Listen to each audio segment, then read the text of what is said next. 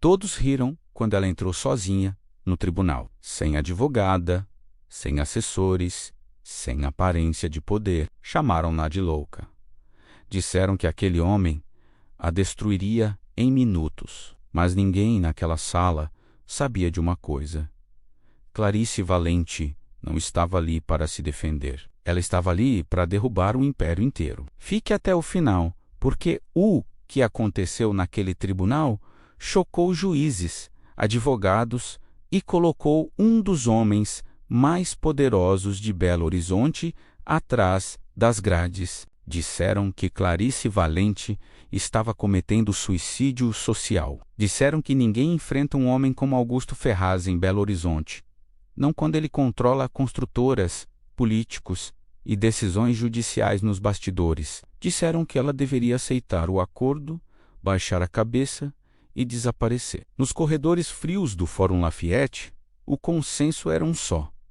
Aquela audiência seria rápida, um massacre jurídico anunciado. Augusto Ferraz, magnata do setor imobiliário, nunca havia perdido uma disputa relevante. Seu advogado, Mauro Rangel, era conhecido como o coveiro de causas perdidas. Onde ele entrava, alguém saía sem nada. Clarice caminhava sozinha, sem defesa técnica, sem aliados visíveis. Vestia um vestido vinho antigo e carregava apenas um caderno fino de capa preta, apertado contra o peito. Para qualquer observador apressado, ela parecia exatamente o que Augusto precisava que todos acreditassem.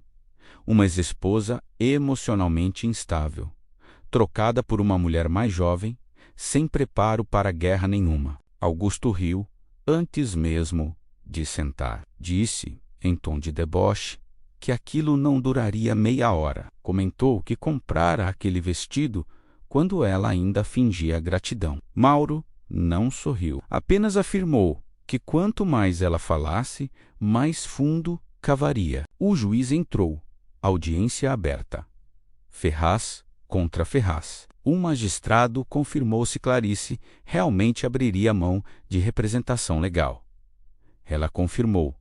O suspiro coletivo atravessou a sala. O juiz perguntou se ela tinha ciência de que seu ex-marido controlava um patrimônio superior a 100 milhões de reais. Clarice respondeu que sim. Perguntou-se, ainda assim, insistia em seguir sozinha. Pela primeira vez, Clarice levantou o rosto sem demonstrar medo. Disse que sim, porque quem ajuda a construir sabe exatamente onde tudo fica escondido. O sorriso de Augusto falhou por um instante. Mauro iniciou o ataque como esperado.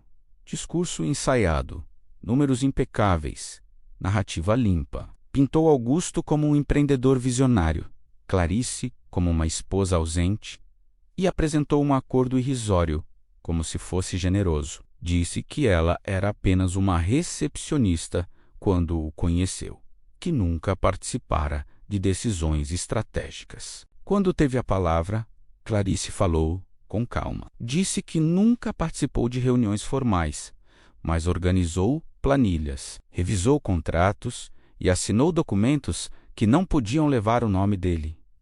O silêncio começou ali. Ela abriu o caderno e mencionou o Fundo Atlas, uma holding registrada no Uruguai, e galpões industriais comprados no nome de um primo de Augusto. O juiz se inclinou para a frente e perguntou se ela tinha provas. Clarice deslizou um pendrive pela mesa. Disse que ali estavam transferências, atas, mensagens e gravações. Augusto se levantou abruptamente, gritando que era um absurdo.